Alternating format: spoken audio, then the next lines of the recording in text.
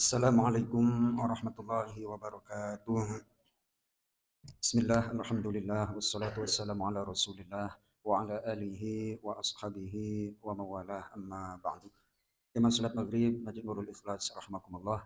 Melanjutkan materi kultum kita dari kitab Sahih Bukhari yang diringkas oleh Imam Ibnu Hajar Al-Asqalani dengan judul kitab Jawahirul Bukhari, yakni mutiara-mutiara hadis yang terdapat di dalam kitab Sahih Bukhari. Babnya adalah bab berilmu sebelum berucap dan beramal.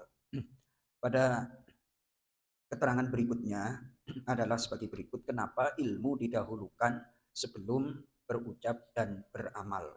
Kemudian di sini diberikan penjelasan adalah sebagai berikut, fal ilmu muqaddamun alaihi ma bidzati.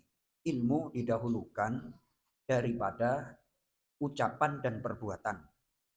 Wa kadza muqaddamun alaihi ma bisyaraf. Oleh sebab itu ilmu juga didahulukan dalam hal kemuliaannya. Kenapa demikian? Li'annahu amalul qalbi. Karena ilmu itu adalah amal hati. Katakan oleh para ulama, al-ilmu nurun wa nurun fil qalbi. Ilmu itu cahaya dan tempatnya cahaya itu adalah di dalam hati. Padahal hati itu adalah asyrafu a'dha'il badan. Anggota badan yang paling mulia itu adalah hati. Makanya menjaga hati, menghiasi hati, dan mengisi hati dengan hal-hal yang istimewa tentunya itu adalah luar biasa. Tentunya itu adalah diutamakan. Maka di sini Imam Al-Ghazali, Imam Al-Bukhari maksud saya, mendahulukan ilmu sebelum berucap dan beramal. Analisanya oleh para ulama adalah sebagai berikut. Manusia itu tidak akan melakukan kecuali apa yang diketahui. Saya ulangi, manusia itu tidak akan melakukan kecuali apa yang diketahui. Nah, pengetahuan itu tentunya macam-macam didapatnya. Ada dari pengalaman, ada dari pengajaran, dan lain sebagainya. Itu muaranya adalah hati. Terus ilmu apapun. Nah, ketika ilmu itu diyakini, contoh misalnya, ada orang yang mulai dari kecil dicekokin dengan pentingnya yang namanya materi. Akhirnya mulai dari kecil sampai nanti dewasa, yang diprioritaskan itu adalah ngejar ekonomi, ngejar harta. Ada lagi yang tentang politik dan seterusnya dan seterusnya. Oke lah, itu yang namanya pengetahuan masing-masing. Seandainya pun benar, saya menggunakan kata seandainya. Seandainya pun benar itu versi mereka. Namun yang paling benar adalah ilmu atau petunjuk dari Allah Subhanahu wa taala. Betapa banyak kata Ki Hasyim Muzadi almarhum itu, ada orang hukum malah masuk hukuman, Mas Toto. Ahli hukum malah masuk hukuman. Ahli ekonomi S2 malah nggak bisa cari ekonomi. Lah terus teorinya antara kenyataan itu kan bertentangan. Namun di sini Imam Al-Bukhari mengutip ayat innama yakhsyallaha min ibadihil ulama. Sungguh yang takut kepada Allah dari hamba-hambanya adalah al-ulama, yakni orang yang punya ilmu. Ilmu yang dimaksud di sini adalah ilmu tentang bagaimana kekuasaan Allah. Alimu qudratahu wa sultanahu. Mengetahui kekuasaan Allah dan kerajaannya dan seterusnya. Kalau kita melanggar, kalau kita zalim, nanti Allah akan memberikan siksaan.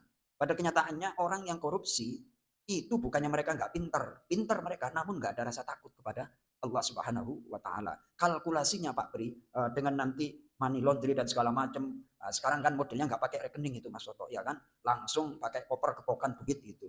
Nah, ternyata pengetahuan mereka masih kalah dengan KPK. Akhirnya ketika tender pertemuan di hotel dan segala macam, tampet tangan. Kentakep apa? Kentakep tangan. Jadi ilmu kalau tidak dilandasi dengan takut kepada Allah akan sangat berbahaya. Namun ilmu yang dilandasi dengan takut kepada Allah akan membawa kebahagiaan. Saya kasih contoh. Ada ungkapan al-amanah tajlibur rizqo. Amanah itu mendatangkan rezeki. Wal khiyanah tajlibul faqra. Dan berkhianat itu akan mendatangkan kefakiran. Seberang jalan baru itu kan ada masjid besar namanya Masjid As-Sa'adah, Kiai Haji Ahmad Fauzan, saya akrab dengan beliau. Ternyata di samping pinggir tol sana Mas Toto, itu sekarang kan dipakai untuk apa itu kereta namanya? LRT apa kereta cepat. Ternyata di situ ada tanah yang dimiliki oleh Chinese. Kemudian nggak belum dikelola lah, diamanatkan ke orang Betawi. Nah itu ternyata pamannya Ustadz Sukron, orang Betawi sini saya kenal.